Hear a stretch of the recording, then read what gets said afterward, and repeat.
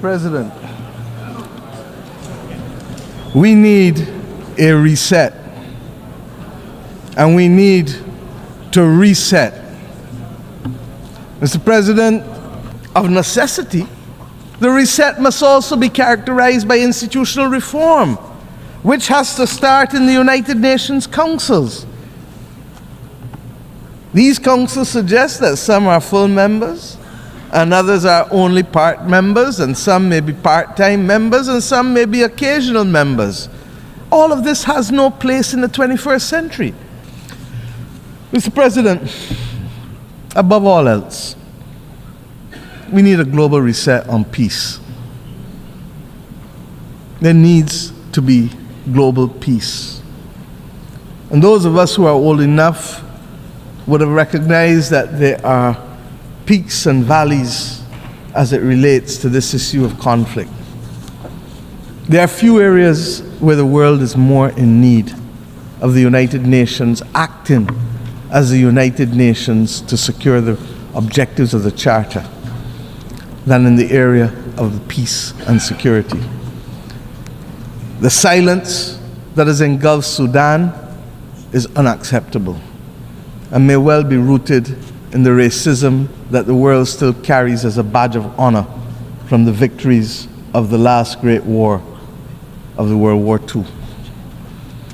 The actions in Myanmar cannot continue. Ukraine has sucked more oxygen out of the global community and the global financial system than any of us can appropriately accept at the very time when the world needs to be applying its resources and efforts to fight in the greatest crisis known to mankind. And the spread of the war from Gaza to the consequences in the West Bank to now clearly what is happening in Lebanon as we speak with Israel, all of these are but the tip of an iceberg of death, violence, and instability, and robs the global community of oxygen and resources at the very time when we need it most in a strategic way. We all know, as students of history, that even the longest war in history came to an end. These wars, yes, they too will come to an end. But the question is when and at what cost, and without much loss of life, with how many children not being able to be either given the chance to live or will now live with memories of war that will affect their every action for the next 60, 70, 80 years of their lives. Innocent people are paying the price with the one thing that is theirs to give, and they don't give it willingly. It is their life. Unless we address the root causes of these wars one by one, and the manners in which they are being sustained and financed, we will never know anything else other than war and rumors of war in these theaters. The transmittal of these scenes of horror in real time into people's bedrooms, into people's living rooms, will trigger two extreme reactions, neither of which are acceptable to us in the third decade of the 21st century. We will either get the desensitizing of ordinary people to the loss of lives, especially those of innocent children and women on the one hand, or we will get, on the other hand, the anger and inclination for vengeance that it spawns necessarily. We need peace. And it cannot be too difficult for us to work for peace.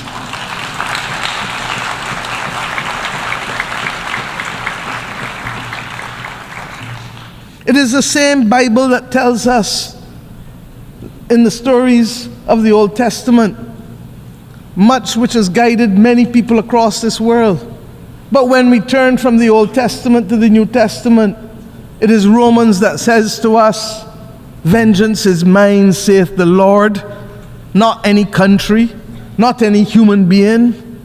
So that the Bible can't be used as a convenient aid when it suits us, and rejected when it doesn't.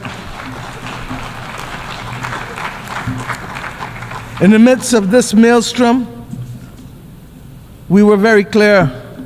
My country took the step this year of recognizing and establishing diplomatic relations with the state of Palestine, in spite of having supported a two-state solution since 1969.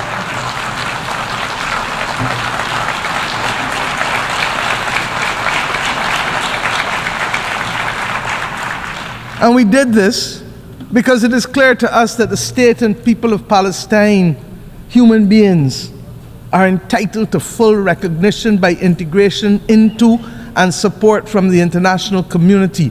The Charter does not say we the people, with the exception of any one group from any one part of the world. We join with others, therefore, in congratulating the state of Palestine in taking their seat among the United Nations member states, as they did on the 10th of September of this year.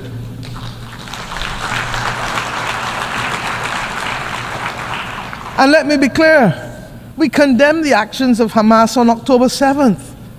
But we equally and strongly deplore the humanitarian catastrophe in Gaza, which is the result of the disproportionate use of force by Israel. There's no justification for it. And that is why treaties exist governing the rules of engagement for war. Because we as human beings learned better and know better and committed to better. A two-state solution, no matter how elusive it may appear to be now, is the only answer. And I've said already this week that we have known difficult battles in mankind's history. But when we were in it, we didn't think we could achieve it, but we did. We abolished slavery. We removed apartheid in South Africa. These battles are not beyond our creativity, our capacity, and our resilience to resolve them. Similarly, we insist that the killing in Ukraine really has to stop. The people of Ukraine must be allowed to live within the internationally recognized boundaries of their state in peace and freedom from the threat of use or force. And as I said, it is sucking too much oxygen out of the global financial system, and countries that should be the beneficiary of aid are being told that they may have to wait in the interest of the defense of others because of war. I say to us truly, there has to be a singular commitment to build a peace. Truly. Mr. President, my own region has not escaped the scourge of instability and violence. The Americas do not constitute today a theater of war. But we are today witnessing, for some years now, an unprecedented escalation in the number and caliber of assault weapons which are finding themselves in the hands of criminals who are wreaking havoc on the legal systems and our societies, particularly in the small island developing states of the Caribbean and indeed in the wider states of Central and Latin America. This scourge caused by guns manufactured in the United States of America primarily also requires a fundamental reset. The right of persons to bear arms in countries not engaged in military conflict should not be an opening to accept as legitimate the presence of assault weapons in countries. It is simply not right. There is no place for assault weapons in our societies. I turn now to the fate of the people of Haiti, which continues to be of major concern to our people in the Caribbean region. The global community now has an opportunity for an essential reset with how it addresses its relationship with Haiti, and which has been born in all kinds of semi and partial concern over the course of the last few decades. We continue to have it as a recurring decimal because we have failed to solve the problems and put them on a sustainable path to development for its people. What is needed is transformation of our sister nation. And yes, we must provide first and foremost security, but transformation must be its handmaiden.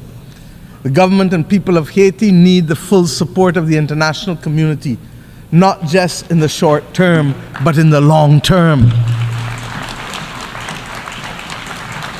And yes, this starts by extending the mandate of the Multinational Security Support Force, escalating the work of the United Nations, deploying all the tools of bilateral, regional, and global cooperation, not excluding countries who want to participate for spurious reasons, ensuring that those of us who can step up to the plate by significantly increasing the pledge funds that we do so, because we know that it takes cash to be able to deploy the forces and the police necessary to help with the restoration, so that Haitian mother or that Haitian child can go about their day-to-day life without fear of being assaulted or killed or being denied the right to work because of their simple fear of walking the streets.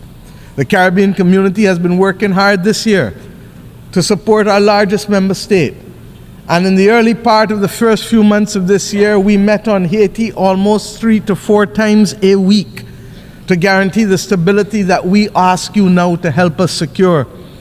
We thank the efforts of the Eminent Persons Group of former CARICOM prime ministers who were on the front line of helping to resolve this complex problem day in and day out, so that we could find a political consensus for Haiti.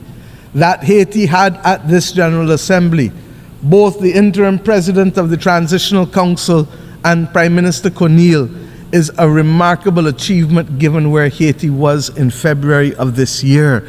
Let them continue on a path, please, of securing their future. And we cannot be on this podium speaking about Haiti without thanking Kenya and President Ruto for their remarkable leadership. After many delays and in what represents now a historical precedent for an African country, they have ensured that an African country has taken the lead in helping to tackle the peace and security challenge beyond its own continent. That is the kind of reset that we need in the international community. And Mr. President, you cannot come on this platform regrettably, although I look forward to the day when I will not have to say it, when we must ask for reprieve for the people of Cuba. It is unacceptable, it is unconscionable, and that it continues today is a mark on our international conscience. The Cuban people continue to face the most dire of economic circumstances, and that this is directly as a result of its exclusion and its designation as a state sponsor of terrorism. And I have addressed our only knowledge of terrorism, and Cuba is in fact the downing of the Cubana plane off the waters of Barbados, where Cubans, Guyanese, and Koreans were killed. My friends, Cuba has been a valuable partner stepping up for us when it has mattered most, by the provision of nurses and doctors in pandemics, and by the provision of other essential workers when the global community needed it and when people needed to be liberated in Southern Africa.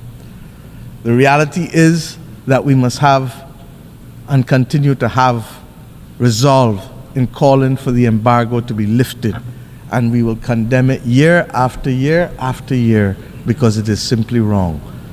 As we say so, we pray that the people of Cuba, as they determine what damages they have found from Hurricane Helen, as well as we pray for the people of Florida, who clearly are going to spend the next few days identifying the damage as a result of a hurricane that hit Category 4 when it reached Florida. This is the climate crisis that we speak about. The people of Nigeria are still counting the bodies with respect to the floods that took place there. We have hard work to do. In our own Caribbean region, Beryl literally decimated the islands of Carriacou and Union Island, and indeed would have affected Grenada and St. Vincent more broadly. Jamaica and my own country's coastal infrastructure was significantly affected, with our fishing industry, 90% of it being decimated. This season of superlatives, with its floods and droughts, its hurricanes and fires, will take the lives and livelihoods of too many. The climate crisis is hitting us almost weekly across the globe. The deniers of the climate crisis, they too need a reset. What's up, everybody? Welcome back to my YouTube channel. It's Joe Mugisha here, and as always, guys, thank you very much for choosing us today. That was a powerful speech from the Prime Minister of Barbados, actually one of the most eloquent women, prime ministers that we have in the world. I've never seen such a woman deliver a speech as she does.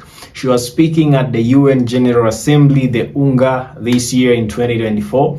And you heard what she said. She's calling for a reform. She's calling for peace, actually, in the world regarding to Gaza, regarding to Lebanon, regarding to Cuba, regarding to Haiti, and Israel, guys. So she's calling for peace. She's calling for a reform within the General Assembly itself, because guys, this year they gave Africa two permanent seats at the UN General Assembly, but without any veto power.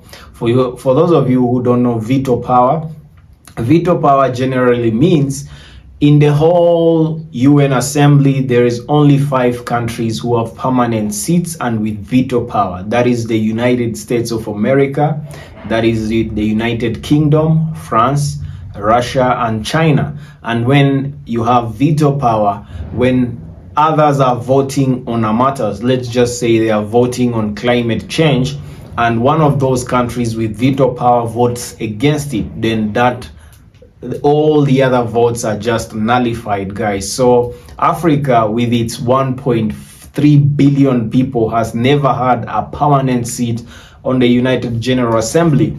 But this year, they have considered giving Africa 2 permanent seats, but without any veto power. That is like saying you don't have real voting power. You can come and sit with the big boys at the table, but you have nothing, you have no say. You'll just watch and go by what we do. So Africa has said no to this since actually Africa has been given this. Africa has said no, we need 2 permanent seats, yes, and we need veto power regardless of the fact. So if we don't have veto power, then you might as well not give us any permanent seats, because it means nothing.